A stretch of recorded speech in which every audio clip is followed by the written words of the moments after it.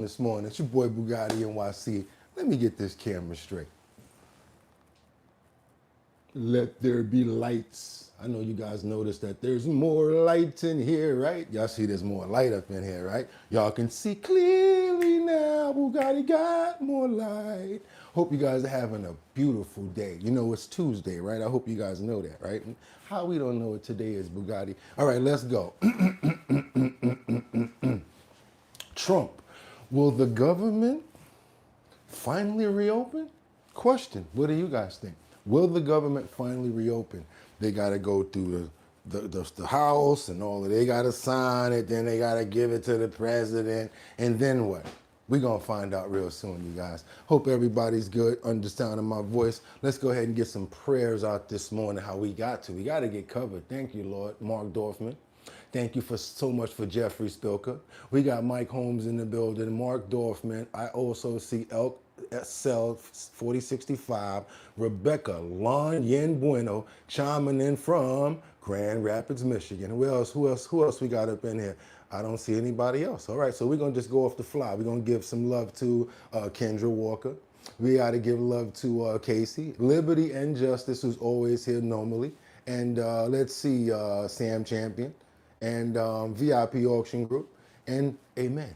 We're gonna keep on moving forward, you guys, because I know it's almost time. We got enough light. I already know we got that. Gotta make sure we got this audio up.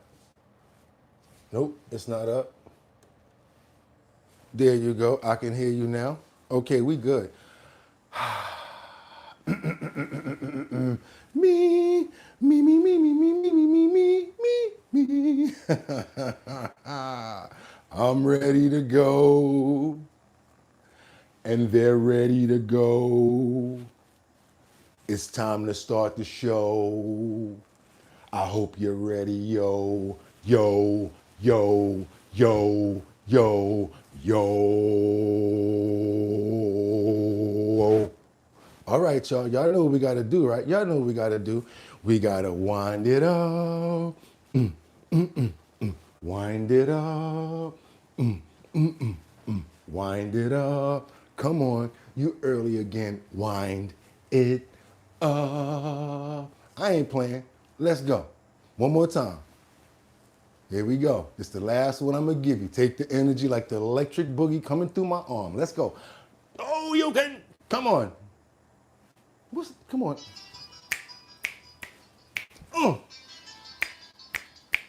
Olay.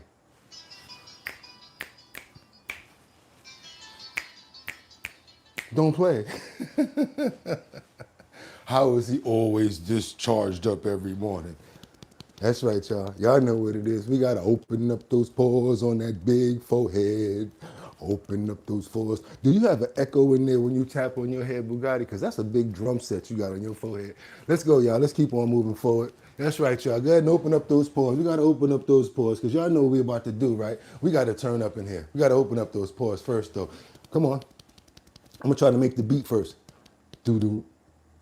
Do-do. Do-do. Do-do. Do-do. Do-do. Do-do. Do-do. Do do do do do do do do do do. Sing along now, my love. Do you ever dream of candy coated raindrops? You're the same, my candy rain, rain, rain. Do do do do do do. Have you ever loved someone so much you thought you'd die, giving so much of yourself? It seems the only way. Tell me what you want and I will give it to you, you, 'cause you are my love.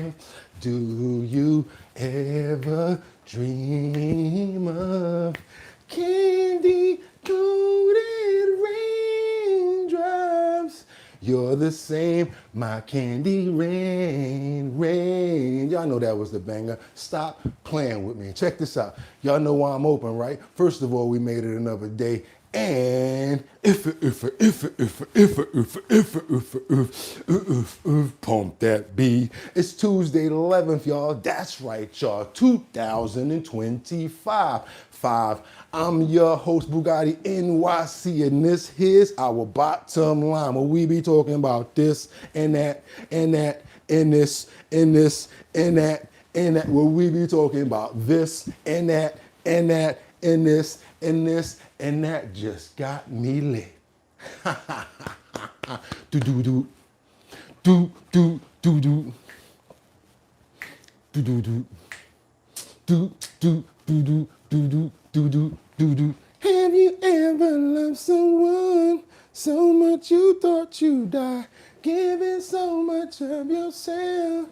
It seems the only way. Tell me what you want and I will give it to you. You guys could have went anywhere, but the fact of the matter that you're here today, I appreciate you. This is our bottom line, not my bottom line, our bottom line. The show that you come to for an hour plus. What we do is trending topics, current events, and we get all into it. We have a lot of fun here. We have the #1 chat on YouTube. Give yourselves a round of applause if you can. That's right, you guys. It's your boy Bugatti NYC. I'm not gonna wait any longer. Shout out to Mark Dorfman, Casey up in the building. I see you, Miss Paris. Also, we got Popeye in here, Rebecca Lanyen Bueno, Angels Among Us, Batty Lynn. I also see Liberty. I see Gabrielle, my nephew's up in here right now. What's going on? I see you done subscribe. Let's get it on. Who else we got? Miggity Mark. We got Luigi. How you doing? Let's go. Who else we got up in here? We got Nopen in 9841. Mike Holmes. How you been, Mike Holmes? It's time for me to get to work. I want to give you guys a good show. I'm ready to leave it all on the court because we got a lot to put down. I want to know right now, do you think it's right for Ghislaine Maxwell, of all people, to have the nerve to be trying to get a presidential pardon right now? I don't think so. I'm not really with it. But without any further ado, I got a fully loaded clip. I'm ready to get busy. I need you guys to stay on topic because guess what? I got 5 on it. I'm going to stack 5 videos at a time. I'm going to ask that you guys stay on topic so that we can have a great conversation going on inside the comments. Guess what? Also, it's time, y'all. Without any further ado, without any delay, what am I going to say? After that, do me a favor, let me know where you're chiming in from and let me know what time it is. But without any further ado, let's get into these titles. Let's go, y'all. What do we have here this morning? Trump. Will the government finally reopen? I told you guys I've been asking with an X. I've been asking, do you guys think it's finally over? They're saying that they signed it in, the Republicans, and then they had 8 Democrats go over, and they're trying to say, hey, they signed in, but does that mean that we're already going to get our country open, get back to where we were? I don't think it's going to be that fast because we've been down for at least about 40 days now, so it's going to take a little while to get those kinks back together. Let's keep on moving forward because I got much more to go in this clip. I also have Ghislaine Maxwell's team has requested a commutation. What is that? A commutation of her sentence? You've got a lot of nerve, a lot of nerve, especially with what I've just read in this book right here. You know, when Virginia Roberts Dufresne was working in Mar-a-Lago, nothing negative about the president, but she approached her when she was a minor, 17 years old, told her all of this stuff about Jeffrey Epstein, and guess what? She went along with it as they were doing the massages. Certain things weren't feeling comfortable.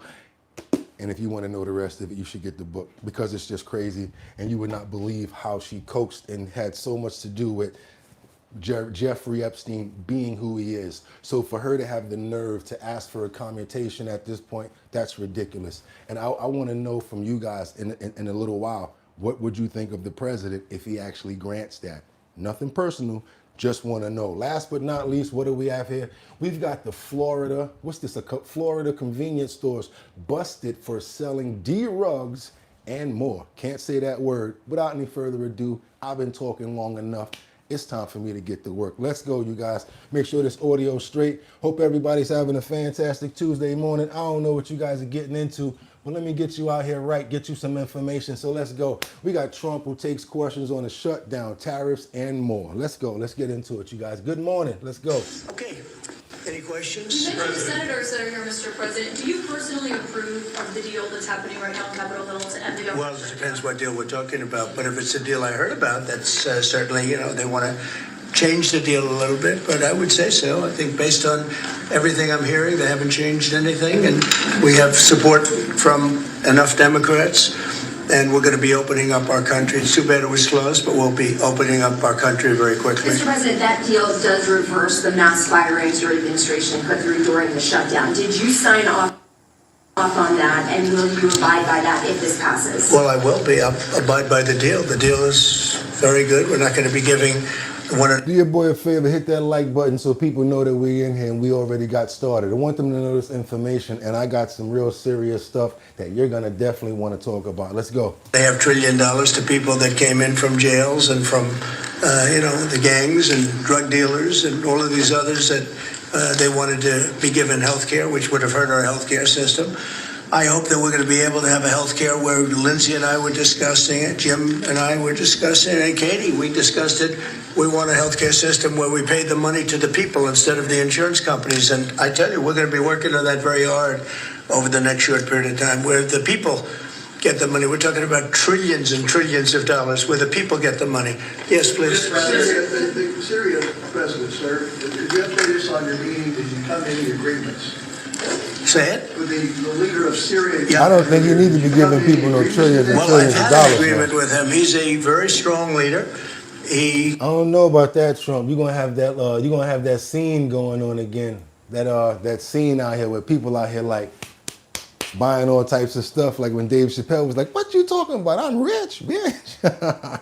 Let's keep on moving forward because we got Speaker Mike Johnson who announces Schumer's shutdown has finally ended. This is not me. This is what I'm reporting, you guys. Let's keep on going. Like I asked you, go ahead and double tap that screen to get those likes up. That gets more people over here. Really appreciate it. Let's get to work. Let's go. Information we need to know about. Very important information. Good morning, everybody. I'm very thankful to see you all this morning. I'm thankful to welcome you to what appears to be the beginning of the end of the longest government shutdown in U.S. history, as shameful as that is.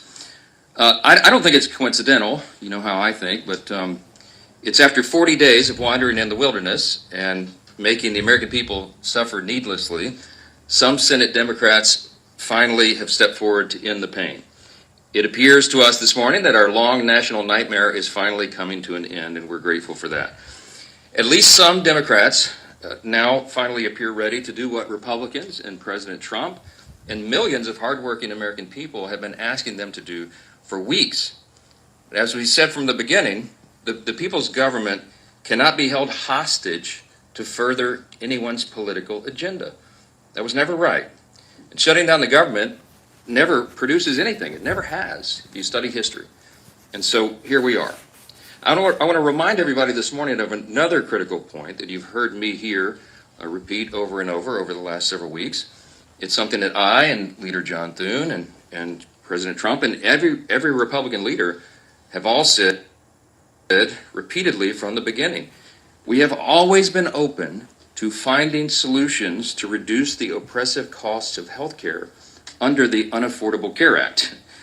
We just made clear that we would not and should not ever do that. That is, negotiate as hostages. All right, so I want to make sure that we get this topic moving because it's a lot to get into. I want you guys to see this part now because we got to let everybody speak, not just the Republicans. We got to let the Democrats speak as well. We're going over to the 8. Oh, no. Wait a minute. Whoa, yeah. I'm not going to break it yet. I'm going to go here. We got to go over to this 8 Democrats that broke with the party to advance the plan. Anybody want to know who these 8 people are that actually went across the lane? I need you to know because there's retaliation coming because of it. Let's keep on moving, y'all. Let's begin with Madeline Rivera live from Washington with the latest on when we can expect Giggity. the shutdown to officially end. Maddie, good morning. Good morning, Todd. Well, the vote the Senate took overnight is the first step in a series of procedural maneuvers. And of course, the House will have to vote on the package, too. So it will take a few more days before the government reopens. But Sunday's vote was the first clear sign that a bipartisan deal had been reached after a roughly 40-day stalemate. The Senate voted 60-40 to back a revamped GOP funding bill that would keep the government open until the end of January. 8 Democrats joined Republicans to pass the bill, including Senate Minority Whip Dick Durbin, Senators Tim Kaine, Catherine Cortez Masto, and Jackie Rosen, among others. This is the beginning to show and fight for Americans across the country. Let me just say this, with the government open, we can focus on passing a full bipartisan budget for 2026. I understand that not all of my Democratic colleagues are satisfied with this agreement. Jeez, you But like, waiting another week or another month wouldn't deliver a better outcome. So let me be clear. No one in the Senate chamber wants to extend the ACA tax credits more than I do. I joined this group to make sure that we could get important protections for federal employees. And what we have in this bill is the restoration of all the furloughed employees and a guarantee of their back pay. So despite them touting what they did get, these Dems are facing criticism from their party because the package does not include a deal on Obamacare subsidies. and guess who got in trouble? Who got to take the arrows, y'all? You know, somebody always got to take the arrows in the back, right? You know who's taking the arrows for this? None other than Chuck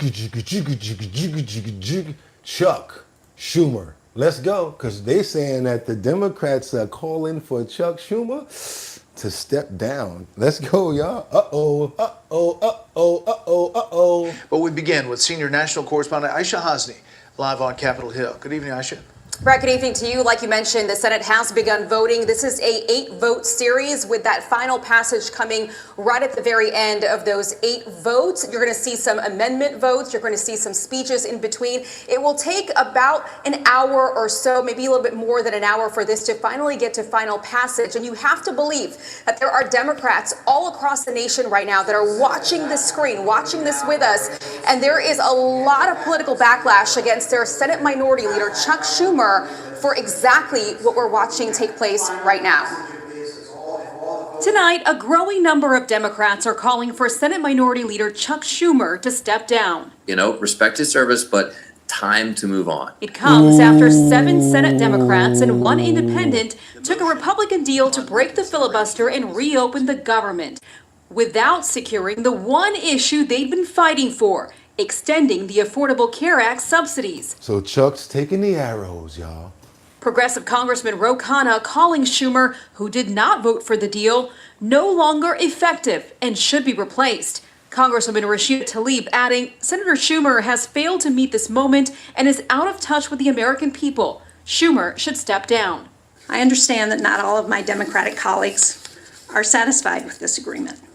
But waiting another week or another month wouldn't deliver a better outcome. I don't know if that's a Kid AC. I don't know if that's a racist comment. He just kind of like asked the question. It's like he said, "How does she have a black person's name?" So let's keep on moving forward, you guys. We got to get over to Washington. Democrats. Oh, I'm sorry. We got to get on over to Africa. What's his name? Burkina Faso terrain. Shocking. Nigerian. Yeah, the Nigerian. What's his name right there? I'm sorry, brother. I don't know how to say your name. But we're going to get into a clip about what y'all got going on over there with some translations right now. Let's go. Personne ne peut raconter notre histoire. As you guys know, there's a lot going on with the like a spiritual war going on over there. I don't want to say, the Christians, a lot of people are losing their lives. He's trying to, talk about what's going on over there. I have no personal dog in the fight. Just reporting the news, just so you guys know. Let's go. And no one can tell our story better than we can. For a long time, they were the ones who said what they wanted about Africa. They were the ones who said what they wanted about the black man. Now it's time to say no to that and tell it like it is. And I encourage you to pursue this project, which we will support. We are fighting for Africa. We are fighting for the black man.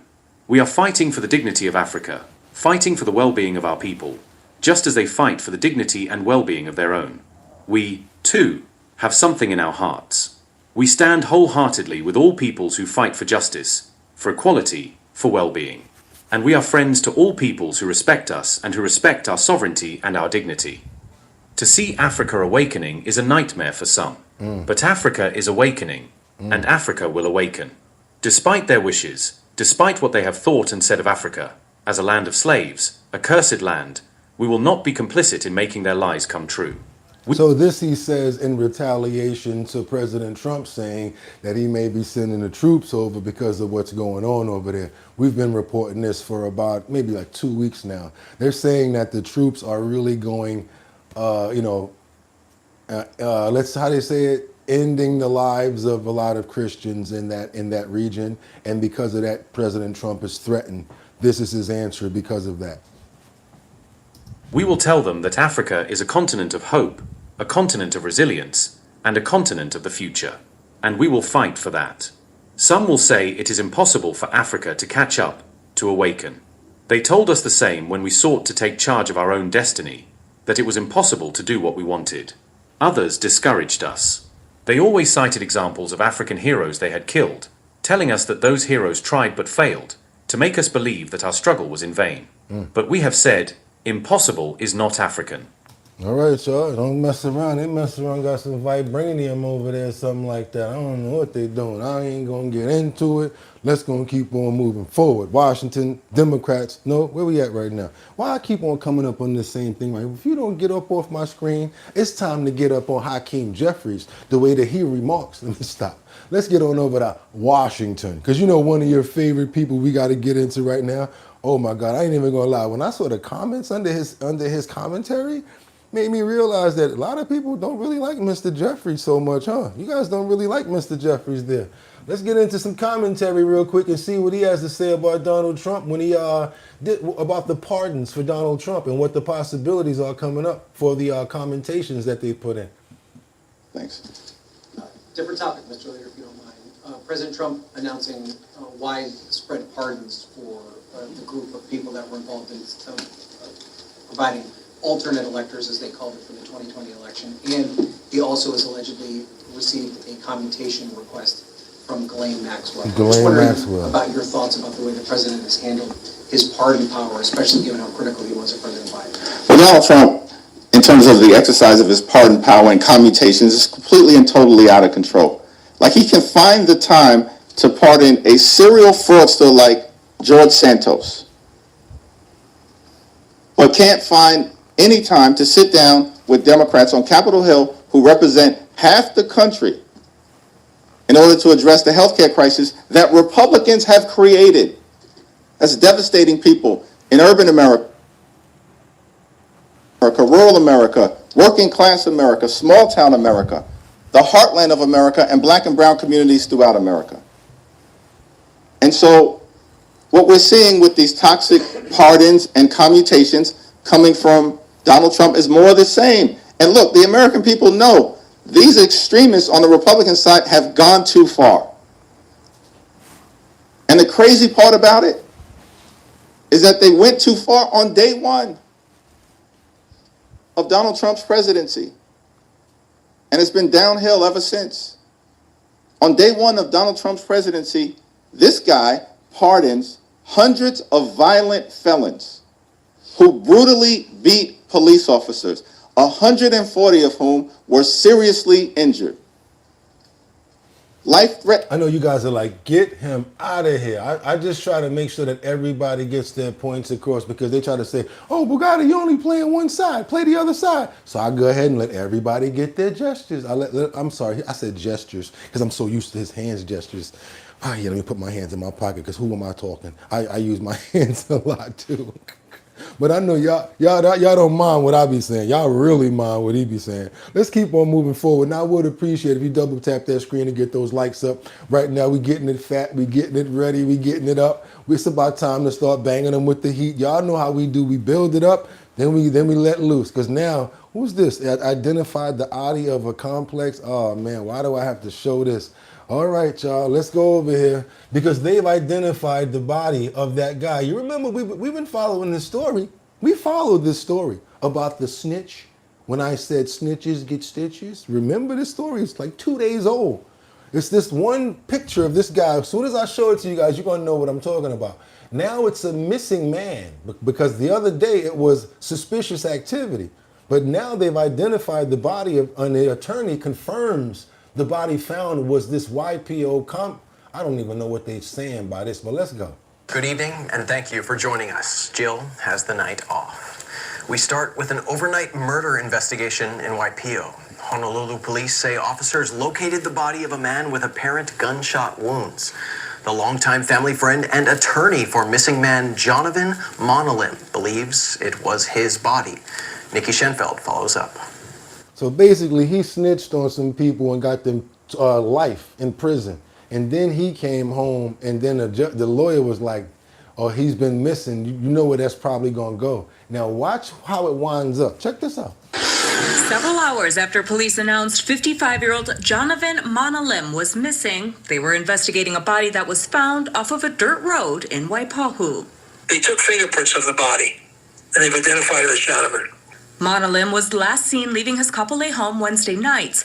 On Thursday, there was heavy police presence in the Pearl City industrial area, where Monalim's girlfriend told Green that Monalim's hearing aid was found with a bullet casing and a pool of blood. Green says the family was not asked to identify Monalim in person or with a photo. They decided not to photograph the face for identification. It shows rage or payback. And I'm not saying who they're paying back for.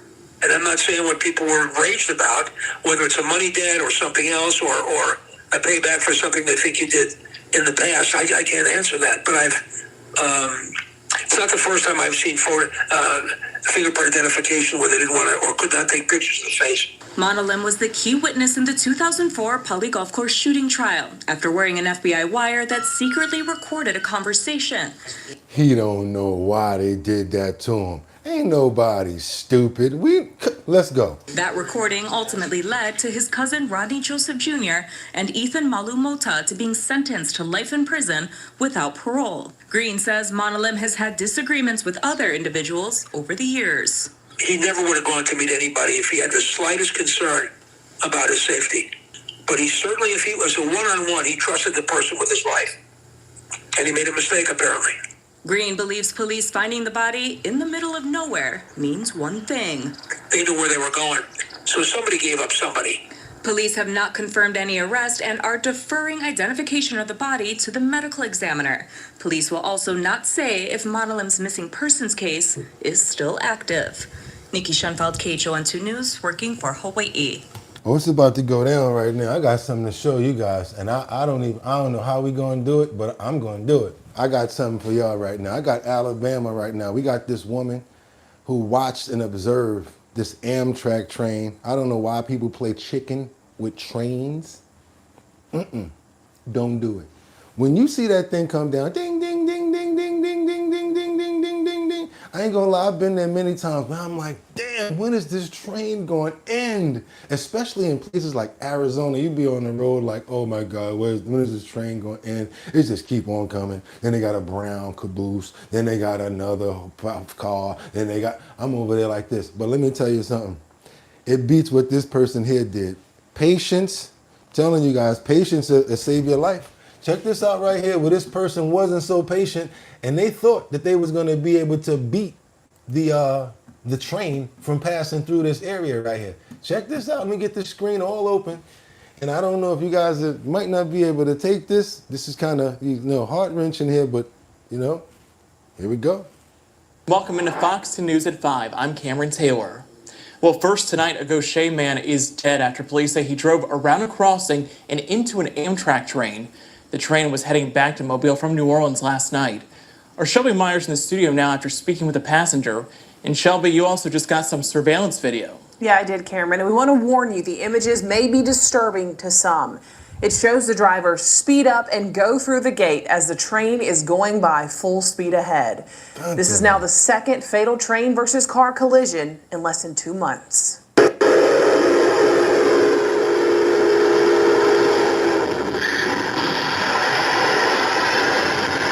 Surveillance video shows a driver speeding past a stopped car Thursday night. It then goes around the crossing rail. We've frozen the video just before the car makes impact with the moving train. Police say it happened at the Lone Railroad crossing on Ladner Road after 8 p.m. in Gaucher. Police say 40-year-old Tavarios Johnson from Gaucher was ejected from his vehicle and died on scene. We started hearing noises and everybody looked around. There was still a fair amount of people on the train. We looked around and we hit something. We didn't know what it was. Michelle Romine and her husband were among 55 people on the train. Romine says she wasn't in the passenger car that had the most impact, but she heard screaming in the next car over. It jostled them so badly that they thought they were going to derail, and the lights immediately went out.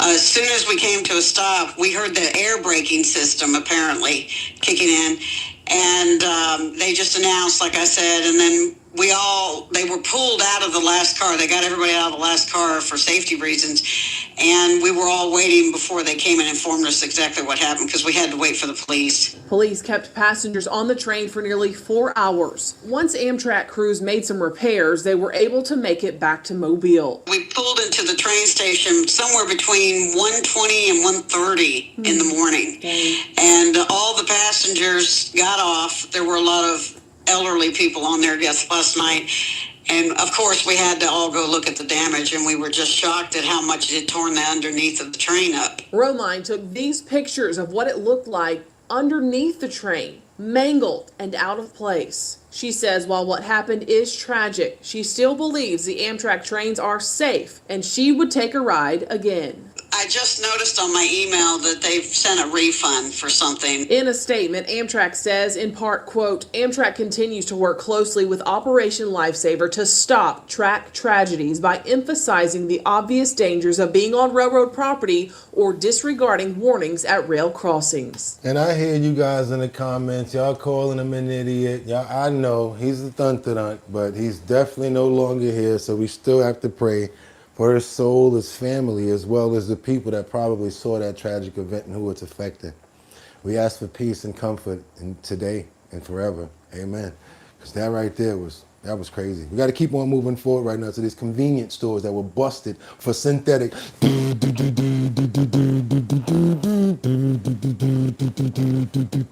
We're coming in the dance with the spliffers and see. Yes, we got to get over to these convenience stores. And I know all of the people that's in the comments, y'all going to be a little hot when y'all see this, because every time we show like a bust with a certain type of D-rug, you know, it seems like certain people that actually they might indulge or have indulged in that in the past, they get a little bit anxious. They be like, damn, how come so much?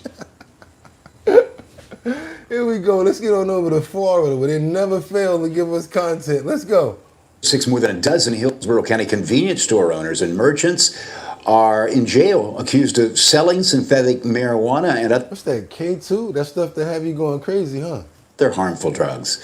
The bust was simultaneously conducted by deputies and detectives at 7 different locations. We want to bring in Fox 13's Jennifer Beglis live at our newsroom tonight. And Jennifer, these drugs pack a harmful punch, don't they? Yeah, Lloyd, that's synthetic. Man, you ever see somebody getting crazy or some K2? Anybody in the comments? I don't know. I don't know. If anybody know what I'm talking about, Gabriel, tell them. Don't they go crazy when they be on that K2? I'm telling you, it's not a game with that K2. Synthetic marijuana is also known as spice and could land you in the ER. See? Today I visited all 7 locations accused of selling those drugs, and they're for the most part in the university area. And things were quiet. Puff the magic dragon. A trip to the gas station or convenience store Mike used to mean K2 picking up gives you lottery wings. tickets, tobacco products. When I was a little kid, I would go to a store, get a little pieces of candy, maybe some gum. But in a month-long investigation by the Hillsborough County Sheriff's Office, leading to simultaneous busts, with 14 arrested on Thursday, detectives uncovered what's behind the counters at these 7 convenience stores is much more dangerous. The idea that you're going there and getting Schedule 1 or illegal drugs is so scary. Illegal drugs like THC, mushrooms, sativa resin, and synthetic marijuana, also known as K2 or spice, a drug that may look like normal marijuana. It's not a marijuana plant. Yet the chemical hits the same receptors in the brain that the marijuana plant does. yet it's so much more powerful. Experts say it's up to 100 times more powerful. Dr. Stephen Goldberg, Chief Medical Officer at Health Track RX, says less than 1% of marijuana users turn to it. It triggers not only euphoria or giddiness, but it can also cause psychosis. Meanwhile, sativa resin does stem from a plant. It, however, is much more powerful in terms of containing more THC, the active ingredient in marijuana, than marijuana from decades ago. That's a big, big difference. Triggering effects like disorientation, chest pain, and shortness of breath. Dr. Goldberg says there's 3 takeaways from this. The first, know what you're putting in the body. Talk to your kids. The marijuana of today is much more powerful than the past, and the synthetic materials today are much more powerful than the past. Yo, you see how much they got though? Oh my God, how much did they take off of them? And all that money. I know those precincts is like, cha-ching. Oh yeah, it was about $7,000. Fool, it was $70,000. Where the rest of their money at? You know all that money ain't making it back to the precinct. All that chronic ain't making it back neither. The ones, come on now, you know them police know what's what and they be getting busy on the weekend. Stop it. If you think you're gonna make a profit, do your boy a favor and double tap that screen and get those likes up, because you know how we be doing it. We be getting all types of exclusive stories over here. Where we going right now? Ooh, we got one. Doom. Uh-oh, y'all ready? Y'all ready to sing along with me? It's about that time. Y'all ready? Doom, doom, doom, doo, doo, doom, doom. Doo, doo, doom, doom. Doom, doom, doom, doo, doo, doom, doom. Doom, doom, doom, doom, doom. Ice, ice, baby. Doom, doom, doom, doom, doom, doom, doom. Doom, doom, doom, doom, doom, doom, doom. All right, stop. Put your hands in the air. I love doing that. Oh my God. Let's get on over to Chicago. Oh, y'all gonna get mad at me for this one. I'm gonna try to start it off, but I'm gonna act like y'all don't remember I did that. Because this daycare center teacher, she was detained by ICE agents in Chicago on the north side. So let's go. I'm gonna show you guys this clip right here. Let's go. Let's go. Let's go. Let's go. Let me, I'm gonna try to calm it down a little bit. It's a little different. Let's go. In the North Center neighborhood, grown-up parents had to be really caught off guard. Good morning, guys. Yeah, they certainly were a very distraught crowd of people here outside of the Rito de Sal daycare after what happened this morning. We're told a teacher who seemingly has a work permit was followed in her vehicle to work, followed into the building and then strong-armed out of it. All of that happening in front of children. As soon as I got here, I saw 2 cars. They had lights on. I was trying to figure out exactly what happened, and then I saw the teacher being dragged out and into the car. So immediately, obviously, I knew it must have been ICE. This lady, one of the many parents trying to drop off a child this morning at the Rito de Sal daycare along Addison, met instead with the sound of screaming.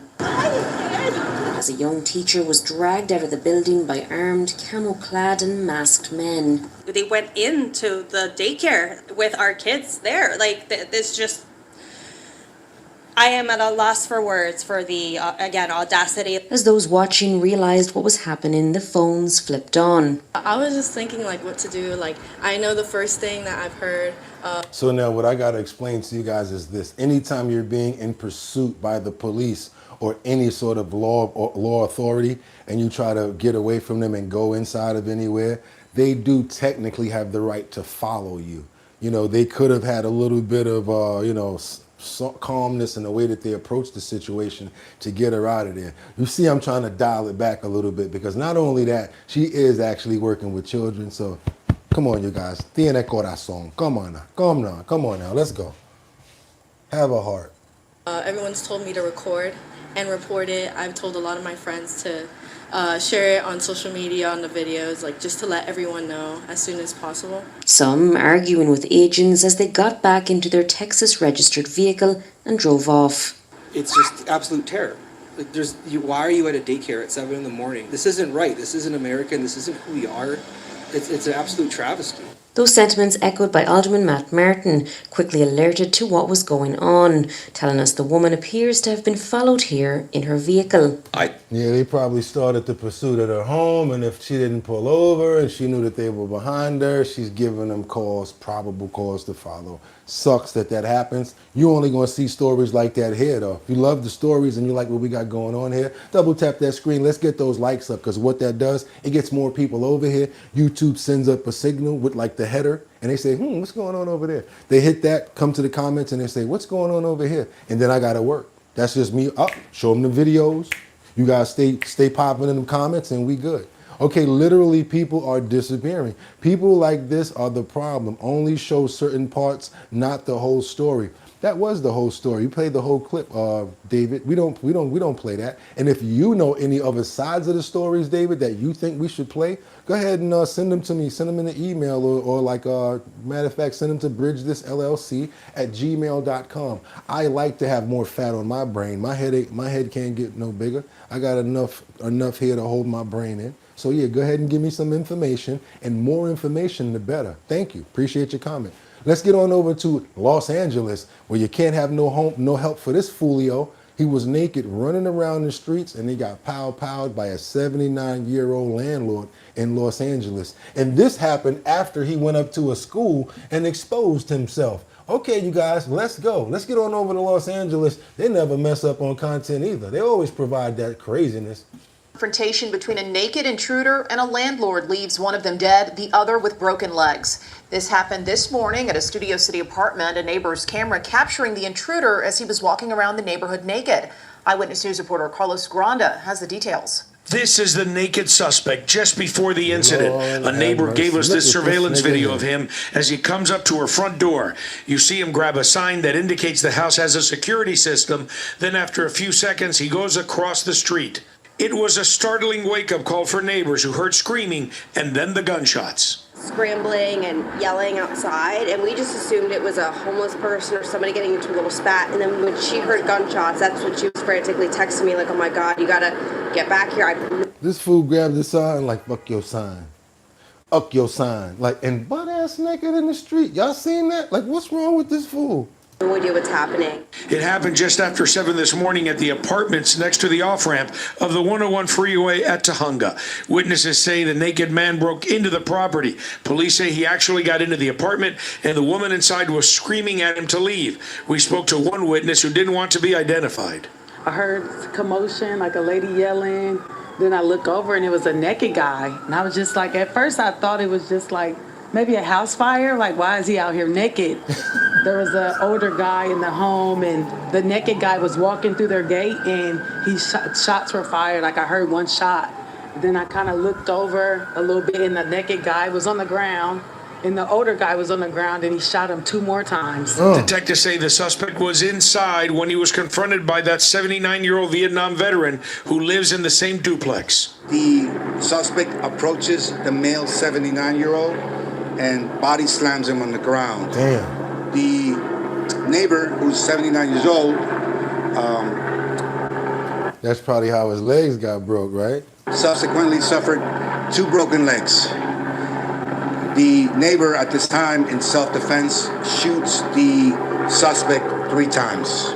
People here say all of this has left them shaken. It's normally a quiet neighborhood. That's very weird. I don't know, nothing ever. I never thought that something like that would happen here. There's also a report that before this happened, a man was exposing himself nearby at Walter Reed Middle School, and detectives are trying to figure out if these 2 incidents are somehow connected. Reporting from Studio City, I'm Carlos Granda, ABC 7 Eyewitness News. Did y'all hear that? He had exposed himself at a school like several minutes before that. Yo, this fool was running around acting crazy. Let's get on over to Miami where the police bust this fake call center. This is what I ain't gonna say no names, but you know how people be on the phone talking about, hi, you have any problems? You have a virus on your computer right now. Oh, let us help you. Gotta watch out for them fake call centers. And everybody, go ahead and show some love to Bama for showing that $4.99 right there. Don't sleep. You know, that's some money right there to appreciate, especially in times that we in right now. Appreciate you, Bama. Thank you there, bro. Let's keep on moving forward. Let's go. I got to get this heat out right here because this fake call An center. alleged gang bust in South Miami-Dade Got landed him. 11 people in jail. Police say they were running a fake call center out of a short This is our follow-up story from yesterday. term rental home to scam people out of money. Miami police say they had roughly 20 phones and 20 laptops with headsets. They allegedly called victims acting like their bank or credit card company to get personal information, and then they stole all of the money in their accounts. Damn. This could run into the hundreds of thousands. We're still investigating. We're still having to gather information on victims. Damn. 11 were arrested at the home. 4 tried to run out the back, but police caught them. They also found guns, drugs, and over $8,000 in cash and victims' debit and credit cards. Miami police say they're familiar with this gang that's tied to several shootings, thefts, and other crimes across Miami-Dade, Broward, Somebody got some promo for their CD right there, though. and possibly other counties. Ain't, An alleged I don't know how good it's gonna help you, bro, but you got a little bit of promo on the news because they had your CD cover next to the work. You might get a little bit of sales. Maybe that's gonna help your commissary, but it ain't gonna help you on the streets. Cause guess what happened to him? Got locked up, and I don't think they letting him out. Let's keep on going, y'all. We got to keep on going to this high school football coach who was charged by the FBI for D-Rugs. Let's keep on going. What are you doing with D-Rugs and you at the school, fool? What are you doing? A football coach at that? Oh, man. 5 more fallout from the FBI's bust of a drug trafficking operation that netted arrest in Mississippi and here in Memphis. Your news leader has confirmed one of those charges, Torio Chaz Wiseman, the head football coach at Memphis Business Academy. WREG's Mike Sirianni has details and reaction tonight to the news. Oh, I know nothing about that. For real? I ain't even know. The coach here? Shock from parents Wednesday afternoon outside Memphis Business Academy in Frazier after learning Torio Chaz Wiseman, who coaches the high school and middle school football team. You mean coach had the good stuff the whole time and didn't tell nobody? Damn! Here was among 20 charged in an FBI trafficking investigation that netted more than a dozen members of Mississippi law enforcement. You a coach. You supposed to be leading by example. According to the FBI, Wiseman is charged with drug distribution and is named along with defendants in Memphis, South Haven, and Horn Lake. The scheme involved the transportation of drugs through the Mississippi Delta counties along Highway 61 and would eventually go into Memphis. Your news leader reached out to Memphis Business Academy. You got your boy Rockin' coming through with the school bus like this.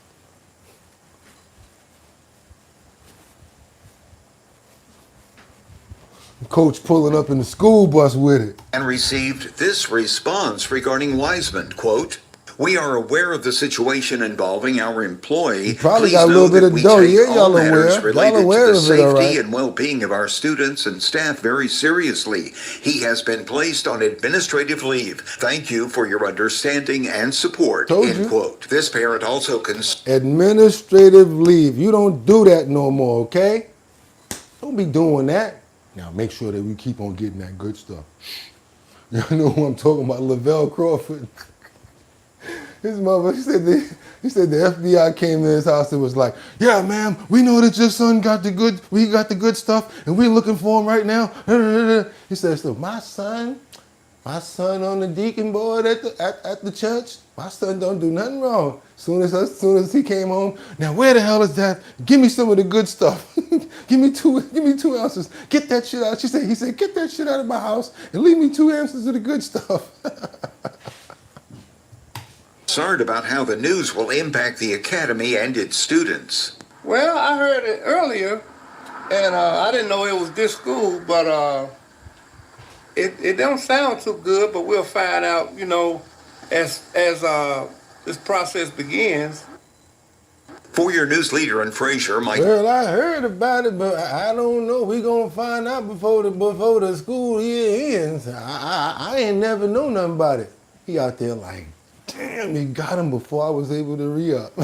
That's why he got his shades on. You know what I'm saying? We got to keep on moving forward to some Ghislaine Maxwell information. We got some newly released emails offered a peek into Ghislaine Maxwell's life in prison. Let's go, y'all. Double tap that screen and get those likes up to let everybody know that we here if y'all appreciate the content. Come on now. Let's go. Let's go. Let's go. Come on now. We don't ask for much. And I know it's hard out here for a pimp, so I don't try to hit your pockets too much. I understand. I got a little Bustelo in the kitchen with a couple of tea bags. Don't worry about that. I'll make me some tea or some Bustelo. But what I would appreciate if we can get those likes up to make the ends justify the means. That helps a lot, and it makes a lot of people come on over here. That's all I'm going to ask. Let's keep on moving forward now. See what's going on with these emails. Well, newly released emails are giving us a rare look into Ghislaine Maxwell's life behind bars. The convicted sex offender was moved to a minimum security prison in Bryan, and now she's describing her new surroundings in messages obtained by NBC. Priscilla Thompson shares an exclusive look into the emails and why Maxwell's transfer is raising new questions. Ghislaine Maxwell, in her own words, describing life in her new prison home. I feel like I have dropped through Alice in Wonderland's looking glass, she writes, a federal prison camp Bryan, according to emails she sent to friends and family reviewed by NBC News. I am much, much happier here, she writes. Maxwell is serving a 20-year sentence for recruiting minors to be sexually abused by Jeffrey Epstein. The emails obtained by the House Judiciary Committee investigating allegations of special treatment written by Maxwell after an abrupt and unusual transfer from a low-security facility in Florida to this all-women's camp in Texas, typically reserved for white-collar criminals. The move came amid backlash over the DOJ and FBI announcement in July that a review found no incriminating client list. Soon after, Maxwell met with Deputy Attorney General Todd Blanche. Did you know of the existence of any such list? There is no list. Days later, she was transferred and writing emails gushing over her improved conditions. The food is legions better. The place is clean. The staff responsive and polite, she wrote.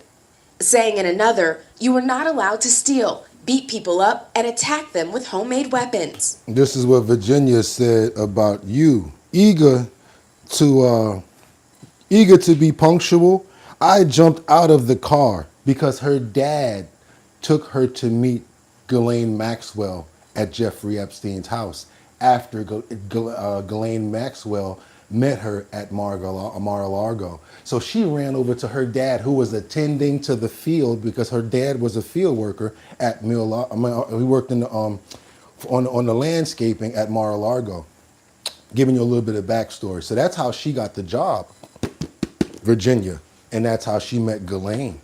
So this is how everything happened. Eager to be punctual because Ghislaine told her to meet this very rich man that she wanted to, work with, right? And do massage work with. And her dad dropped her off to meet with her. So eager to meet with her, I jumped out of the car before my dad could even get to turn off the engine. I walked in the big wooden front door and rang the bell. Maxwell answered and came outside the door, still open besides her. She shook my father's hand and says, "Thank you very much for dropping her off," she told Dad and smiled. But in retrospect, she seemed impatient for him to leave. "We'll get Jenna home safe," she said, practically shooing him back into the truck. Then she turned around, ushered me into the elegant foyer and spiral staircase that hung star-shaped in the chandelier. So you mean to tell me you had the Bills Knowles to take someone's child from them knowing what you were going to do? I don't care about you being in no minimum security. You need to be back in the max as far as I'm caring with the big cockroaches. The big ones. Let's go. The Justice Department, which oversees federal prisons, declined to comment. Maxwell's attorney saying in a statement, "It's time to get over the fact that she's in a safer facility. We should want that for everyone." The family of abuse survivor Virginia Roberts Giuffre, who later died by suicide, saying, allegedly, "We strongly reject the notion that a convicted child sex trafficker should reside in a residential neighborhood, shielded by fences, instead of bars." Priscilla Thompson, NBC News. Oh, it ain't over. We got more. I don't care what nobody say. Ghislaine Maxwell, in her own words. I don't want this to be like shunned and let the time make it go by where it's just like, because time does that. Time makes people, it makes people stupid. You know, time makes people like, oh, I forgot about such and such.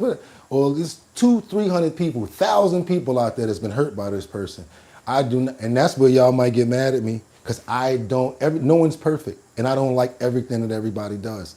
So if Trump pardons her, I ain't gonna be feeling that. I ain't gonna be feeling that at all. Maxwell's alleged prisons, her perks, her robe, and a whole bunch of other stuff. Let's keep on going into all these perks and stuff that she's getting after she did all this stuff to these kids and all of this stuff. Let's go. Democratic Congressman Jamie Raskin's demanding answers after he says a whistleblower reported Ghislaine Maxwell is receiving preferential treatment in prison. Maxwell serving a 20-year sentence for child sex trafficking and other crimes in connection with Jeffrey Epstein. The Bureau of Prisons transferred her to a minimum security prison after she met with the Deputy Attorney General. Now, according to Raskin, the whistleblower says she's getting what seems like concierge service. And Raskin's accusing the Trump administration of a corrupt misuse of law enforcement resources. ABC News Justice reporter Alex Mallon has the details. So, Alex, what kind of privileges is Maxwell allegedly getting here? By a failure to extend the Affordable Care Act tax credit. Describes it as top-flight luxury service. He refers to various accounts from a whistleblower he says that has contacted him from within the FCP Bryan facility in Texas, where Ghislaine Maxwell was moved in July following her interview with Deputy Attorney General Todd Blanche. And some of the, it's basically bullet point format of the allegations of the treatment that she's receiving extends to personal favors essentially handed by that warden in order for her to meet with her legal counsel, other visitors. There's another allegation that she was granted access to puppies who become service dogs that are provided to people at that facility. Another where she is allegedly granted special access to workout facilities and after hours so she won't have to interact with other inmates, and that she's receiving special deliveries of tailored meals to her cell, directly to her cell from people. They've said that they've heard from at least one correctional officer within the facility in FCP Bryan that basically says like they are shocked by the fact that she seems to be receiving such preferential treatment. You know, we've reached out to the Bureau of Prisons for comment. We've also reached out to that facility in Texas. The Justice Department has, more broadly just denied that Ghislaine Maxwell is receiving any kind of preferential treatment. And in a statement, the White House said today, when asked about whether the president is reconsidering, granting her any kind of clemency for her crimes that she was convicted of, they just said that, as he has said, the president has said that he is not currently considering any sort of pardon for Ghislaine Maxwell at this stage. Now, this all... We're gonna see. We're gonna see. I don't want to take anything from you because you never know. Remember, Joe Biden was like, "I am not gonna pardon Hunter. I can feel it." Biden, yeah, he said he wasn't going to pardon his son, right? But let's keep on going. I don't want you guys to get mad at me because I know some people are Rio gung ho Trump over here. But let me explain something to you. I loved my mother with all my heart, but guess what I realized? Mommy wasn't perfect. I'm not perfect. He ain't perfect. He ain't perfect. He ain't perfect. He ain't perfect. He ain't perfect. He ain't perfect. We make mistakes, all of us, and we don't always agree with everything that somebody does.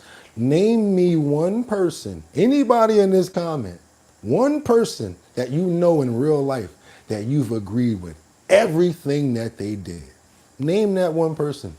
It could be a personal friend of yours or whoever that you never had I agree with every single thing that this person does in their life. Yeah, okay. Go. Your turn. Let's keep on going now because we got this chaotic situation where, what's this? We got some D-rug smugglers, y'all. Another run. They're on another run. Oh, no, you know what? No, let's get into this. I want to get into this because this is some breaking news and I got to do it. This is Turning Point USA event where protesters turned violent yesterday, Los Angeles, California, Beverly Hills. This is the one, I think is the first Turning Point event that they actually had. and it got real violent, y'all. Check this out. Y'all appreciate all this content that y'all getting. All I'm asking for is you to double tap that screen and get the likes up so that more people get over here. Share and subscribe. Please become a member. Hit that notification bell down there so that you know when we're on. We got an event coming up this Saturday that you do not want to miss. All right, let's keep it going, y'all. Let's go. We are seeing the KTVU Fox 2 is above that active protest scene. Let's watch a little bit of their coverage. Look at every part of the screen because there's fights going on everywhere. Check it out. USA's event on campus tonight at Zellerbach Hall. That is the group Turning Point USA, founded by the late conservative activist Charlie Kirk. Some Cal students say they are disappointed with the school for allowing the event to happen. So far, at least 2 people have been detained, and that event starts in about an hour as you take a look at that large group outside of that event. We have seen that crowd continuing to grow as the afternoon has gone on. We want to show you some video from within the last hour. We've highlighted for you as some fights broke out in this crowd. Again, we know 2 people have been detained as emotions are high and tensions are high, as we saw some of those protesters clashing with people waiting in line to get inside. We know the university has added enhanced security measures. They've called in a lot of police from Berkeley as well as UC Berkeley, and Turning Point USA has also hired some of their own independent security to be on campus. There are strict policies to actually get inside of Zellerbach Hall, but we know certainly tensions are high outside of Zellerbach Hall right now. We want to show you some more video here of some of that law enforcement presence as they took at least one person, they detained at least 2 people so far, but video of one of them being detained and put in the back of a police car. Again, we know Berkeley police are on hand, private security, as well as UC Berkeley's own campus police. This is a situation that we are continuing to monitor. Homeboy with the red shirt caught it. He caught he caught the 8-piece with the biscuit. Hit him with the boop boop boop boop boop boop boop boop boop boop boop. He ain't get one hit. He got hit with the 8-piece and the biscuit. Then he had the blood on his forehead like he was wrestling for WWE. You know how back in the day when they used to be like getting all into the fighting and then they cut themselves with the little razor so that the cuts could come open and then they start bleeding everywhere? Come on, you guys know about that. But they had to stop that, after your boy Magic done messed up the little sport game. Y'all know what I'm talking about. Let's keep on moving forward to the mother. Woo! Oh my God, here we go. This is the mother right here of a mentally ill inmate. She's saying to officials, please keep my son in jail. If you don't listen to the mother, who are you going to listen to? She know what she created. She know that that's a demon child. She trying to tell y'all. She trying to save you guys. Y'all don't want to listen. Okay now. All right. She trying to tell y'all. Controversy in Orange County over the potential release of mentally ill inmates accused of violent crimes, including rape and murder. CBS LA's Michelle Gili talking to those most concerned, including one suspect's own mother. So this news is really shocking for me. The mother of Manveer Sander had no idea that her mentally ill son, charged in the brutal beating of a neighbor in Fountain Valley, could be released into the community Friday. This is really injustice, and I'm not agree with that decision. And I don't want he can hurt anybody or he can hurt himself. He's not safe on the street. Orange County District Attorney Todd Spitzer has sounded the alarm that a dozen criminal defendants, including an alleged murderer and a man charged with attempted rape and stalking, are expected to walk free by law. Officials blame the state for not providing a sufficient number of mental health beds for the defendants, who have been ruled incompetent to stand trial. According to the DA, because their treatment hasn't restored their competency within the state's mandated time period, the county must now find facilities to house them or release them. So they're not competent to stand trial, but they competent enough to walk the streets. Okay. Did you guys hear that nonsense right there? I just want to make sure it's not just me that caught that. Do you guys... Wait a minute. Did you guys hear that right there? Walk heavy some more. Same happening with the guy yes, make insane asylums great again. They said that they got to let them out.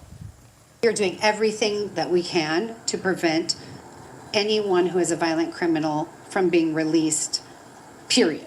Orange County Supervisor Katrina Foley says the healthcare agency is working round the clock to find lockdown facilities to house the violent and dangerous defendants. We are deeply So concerned. if they don't have nowhere to put them, they got to let them out. Oh my God. Let's keep on going, y'all, because here goes some defense right here. Imagine somebody, you know how you press that button to make your car start? And then your car starts and you want to warm your car up? Well, imagine you forgot and you left the doors open and you wind up finding somebody in there. Man, let me tell you something. Not the person that they got into the car, but the person that got into that car, I bet you he gonna wish that he ain't never get nobody else's car again. Cause this mother, she beats down this car thief and says he got a whooping. Check this out right here, you guys. You mess with the wrong lady car in the Bronx in New York. Let me tell you something. You gotta be strong to live in the Bronx. You run up on somebody with a Honda and you trying to mess with their car? Oh boy, here we go. She can get to her many doctor's appointments. I want you guys to see this right here. This one here crazy.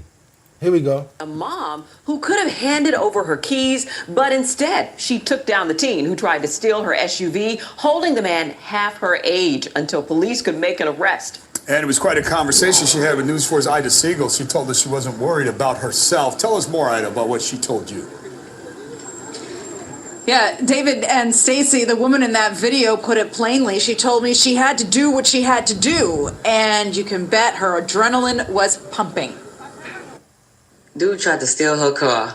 Mother on a mission. You're looking at cell phone video of a woman who had just witnessed You wrong. You ran up on the wrong black lady, fool. someone try to steal her car here on Brook Avenue, and she jumped into action. I came to the side and pulled it up and tried to drag him out this way, but I couldn't get him out this way, so he pulled the door to close the door on me. I jumped across the car, opened this door, and I pulled him out. And then after that, I don't know, I couldn't tell you what happened after that. I just had to do what I had to do. Taisha Jones told us she was getting ready to take her son Taisha Jones. All right? Taisha. to school, used the automatic car starter to turn the car on, and then saw the man inside it. She didn't know it, but someone was recording her as she pummeled the thief to the ground. I'm lucky I didn't kill him. That's the thing. Lucky I didn't kill him. Instead, she held him there until police arrived. Police then took 19-year-old Bernardino Santiago into custody. At this point, he like, please get this bitch off of me. Fuck it, yes, lock me up. I did it.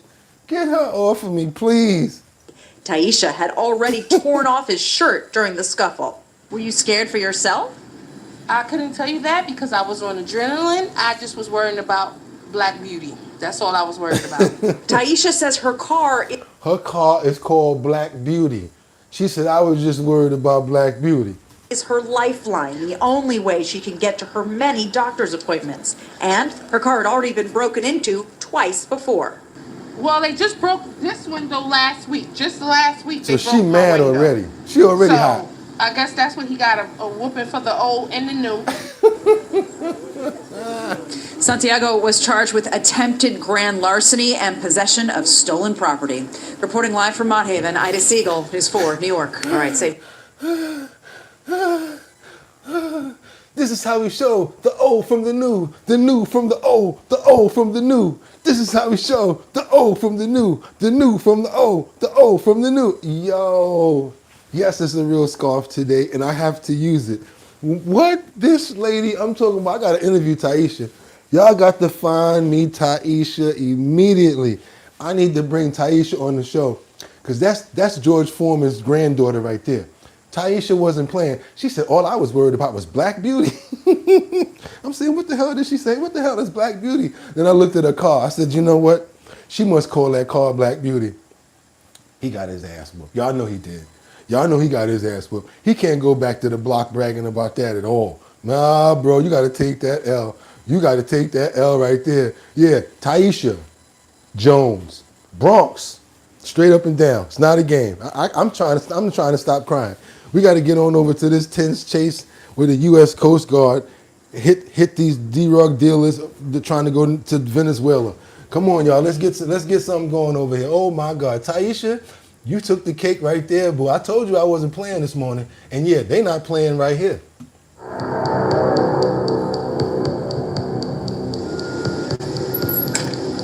This is the moment where the Coast Guards intercept suspected smuggling vessel off of Venezuela. I told you we not playing this morning, y'all. Do your boy a favor, double tap that screen, get those likes up. I really would appreciate it. Also, why you ain't subscribed to the channel already? Become a member. Hit that notification bell down there so that you know when we on. Let's go. They're heavy up here.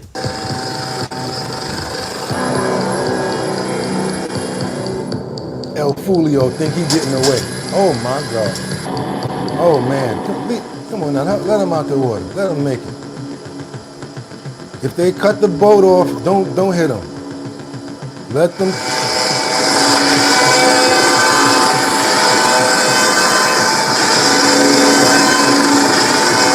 They're shutting down.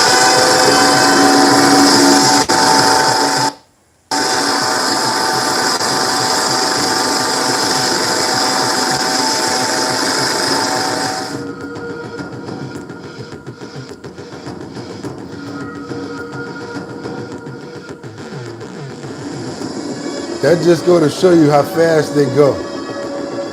They said it quickly closed the distance, maintaining visual contact as the suspect attempted to evade and intercept.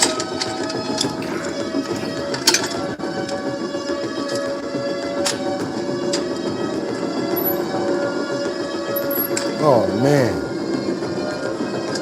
Oh man. Oh man. Bro, like, See, that's the wrong job right there. I keep on saying, what are they telling these people? You're going to get freedom. You're going to have a whole bunch of money. We give you $1 million. What could they be possibly? Where they finding them at? These people ain't got no TV in Venezuela. They don't see what's going on. Oh, man, listen. What type of payment could they possibly be telling you? We're going to give you $1 million if you make it to such and such.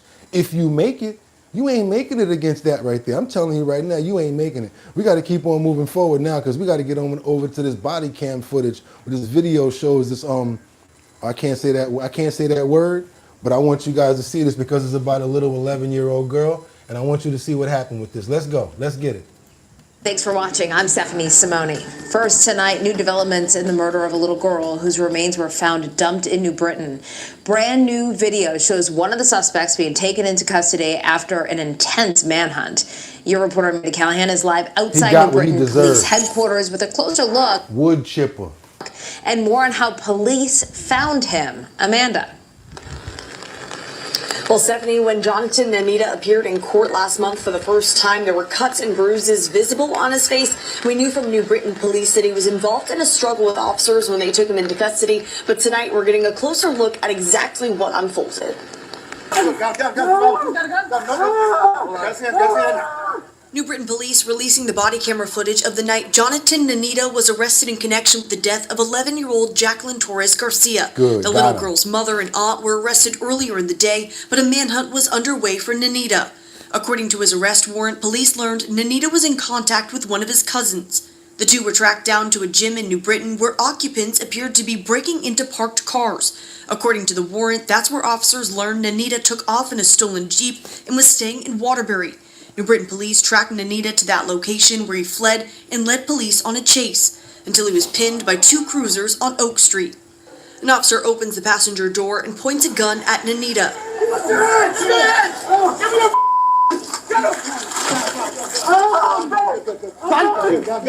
He's got a gun. We don't care about you. You heard an 11-year-old dude. We don't care. Get him. Get him. Get your hands! The video shows the struggle, officers giving Nanita verbal commands which warrants say he did not follow, forcing officers to get physical. My face. I can't feel my face. I'm bleeding. Good. Until he's in cuffs. Good. Why'd you guys kick me? Why'd you guys beat me up? I was gonna turn myself in. I didn't have to do that. Turn yourself in. You guys didn't have to do any of that. He says a little late for that. You hear him in the background. You should have turned yourself in a long time ago. 11-year-old, we don't care about waiting for you. What? Yourself in a while ago. I was gonna say I was. You guys was. didn't have to do any of that, man. You ain't have to do that. I didn't even do that to that girl, bro. I didn't. I'm over here trying to clear my name. After several minutes, Nanita is searched again and put in the back of a cruiser and taken to New Britain PD. Yeah, that was personal right there. You see how they pointed at him in his face? I appreciate the content, boo, but we got this. You see how they pointed at him in his face? He said, why don't you shut the... Man, if them cameras wasn't on him, he would have got so much more. And guess what? He deserved it. How many of y'all think that he deserved to get his ass whooped? Oh my God, hands up like this. I know that y'all don't like putting hands on people. I know y'all are lovely and beautiful people over here, but I'm saying, if y'all think he deserved his ass whooped before he go to jail, put a thumbs up. If y'all think y'all should be nice and just put his cuffs on and just, oh, let him get into the car, thumbs down. But if you think he deserved a little rough and rugged pushing around before he get in themselves, give me a thumbs up over here. Okay. Yeah, okay. Rough him up. Boo! All types of, oh my God. Yeah, what happened to you? You okay? Oh my God, Steps, you okay? Yeah, man. 11-year-old, and I'm not even joking about that. I'm serious. Call me what you want, but just don't call me late for dinner. And let's pray for the life that he took. And the family, the mother and the sister, and all of the family members that are suffering behind this. Also, as you saw, the aunt and the mother had something, they're saying that they had something to do with this. We're going to keep on following up with this story, Lord. But we want to give peace and love and respect to the soul of the 11-year-old girl that was lost. Amen. We got to keep on moving forward. We got this small plane that reportedly crashed into Coral Springs neighborhood. This is some breaking information right here, you guys. It's getting kind of crazy right now. Let's go. Let's keep it moving. Some breaking news right now, reports of a plane down in Coral Springs. Jeff Weinzer is in the newsroom. Jeff, what do you have? 5075 Northwest 57th Way in Coral Springs. Sky 10 HD over the scene of what appears to be a plane crash. This in the city of Coral Springs in a residential area. We do know that divers were in the water there. You can see right there, the fence down. What we are hearing from where I am standing here is that a small plane may be in that lake right there. Broward Sheriff's Office has divers on the scene. We are hearing that there is a debris field behind the house there. Coral Springs Police, Coral Springs Fire on the scene, Coconut Creek Fire on the scene as well. What we're hearing is that the FAA is in touch. Again, a residential area known as the Windsor Bay subdivision is what it is. A small plane reports in that lake right there. You can see on the side of... Yeah, a little part of the wing right there. That's bad right there, you guys. I hope they were able to get the person out of there. We're going to pray for that and hope that since we haven't heard about it, we're going to keep on looking into the story and we're going to see what's happening. Amen. We got to keep moving forward because we got a lot. We got these surprise emails that leave the Atlanta public schools weeks before the holidays. Guess what? They just found out that they're not getting their bonuses. Oh my God, how y'all gonna be like Scrooges to the teachers? What y'all doing over here? All new tonight at 11, a surprise email from Atlanta Public Schools leaves teachers stunned tonight just weeks before the holiday season. In an email, the district says a bonus that many employees have been counting on will not be happening this year. 11 Live's Cody Alcorn live tonight from the APS Central offices in downtown Atlanta. Now, Cody, you spoke with a teacher earlier this evening who shared that email with you. That's right. The email hit inboxes just before 5:30 on Halloween night, long after many teachers clocked out for the weekend. Now, the teacher I spoke with asked we not identify the person out of fear of retaliation. The teachers are livid. They're pissed off. They're mad as hell. At this email, timestamped 5:26 p.m. on Halloween, announcing Atlanta Public Schools is ending, quote, hiring high poverty, high needs, and turnaround stipends that were previously in place following board approval. It was kind of thrown upon us again just 6 weeks before Christmas. The district wrote it's shifting focus toward, quote, more sustainable compensation strategies, including higher base pay, That's like when you get fired. They'd be like, we're going in another direction. Nigga, you talking about I'm getting fired. Give me my goddamn money. What you talking about? Oh, we're going in another direction, Mr. Bugatti. I'd be like, damn, another one. Let's get out of here. We're going in another direction. That Sean Ye that they just hit them with, that was beat bull crap. Come on now. Term benefits and opportunities for professional growth with a 2030 goal of reaching an average teacher salary of $100,000. Ultimately, it's going to end up being the kids that suffer because, unfortunately, people are people, and if they aren't very happy with their employer, especially because of a situation like this, they can always quietly quit. And you get what you pay for. How about that? You get what you pay for, and when you want good help, you got to take care of people because they got a lot of responsibility of taking care of the children. Come on, you guys. How many people believe that? If you believe that, go ahead and double tap that screen. Let's get those likes up over here. Go ahead and subscribe to the channel. Let's get over to this Chandler man who was pow that while he was chasing this guy near his car, and he found a pow next to his car when he got up the next morning. This is pretty crazy. I'm going to let them explain it because I can't say certain words. So let's get into it. Tonight with a story you will only see right here on 12 News. A Chandler man is revealing the terrifying moments car prowlers, people trying to steal cars in his neighborhood, turn their gun on him. Thanks so much for joining us for 12 News at 11 o'clock. I'm Sean Rice. That man was shot at multiple times Friday evening, and tonight he made a shocking discovery as he returned to the place where he nearly lost his life. 12 News reporter Kyle Simchuk is in Chandler tonight with this exclusive story. Well, that man who was shot at decided to retrace his steps this evening. He returned to the shooting scene and actually found the firearm one of the suspects ditched. It was in plain view just off the sidewalk, and his neighbors are thankful he found it before a child did. Took me a couple seconds to realize that, you know, they shot at me and could have killed me. This man asked us not to show his face or use his name. He knows just how close he came to losing his life Friday night. Last night I just gotten home, was in my car, and noticed some suspicious activity where two individuals were trying to break into a car across the street. They were wearing black clothing, backpacks. So you knew immediately something's wrong. He flashed his lights and honked his horn. The two suspects ran off, and he followed them in his car as he called 911. This is the bad part. He never expected what happened next. One of the people reached up and grabbed a gun and shot 8 rounds toward my car, hitting my car 3 times. He ducked for cover as bullets hit his vehicle. Thankfully, no one was hurt, and officers arrived within minutes. The two teens were eventually caught and arrested, but the story doesn't end there. This afternoon, while retracing his steps, he had to call police again. So I'm walking along the fence line, right where I saw that they left after they shot at me.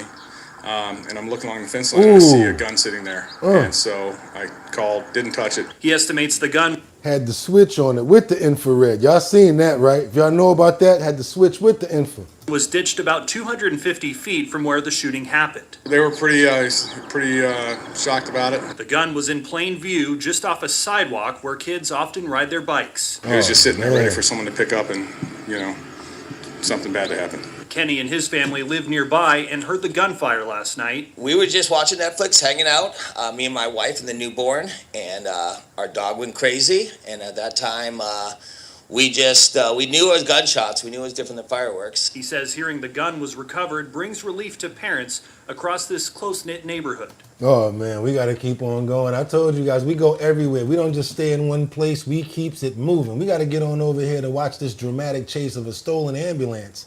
Yeah, I said it, a stolen ambulance that ends in Chicago's West Side. Let's go. We want to get right to breaking news with Mike Lorber in Sky 5. What you got, Mike?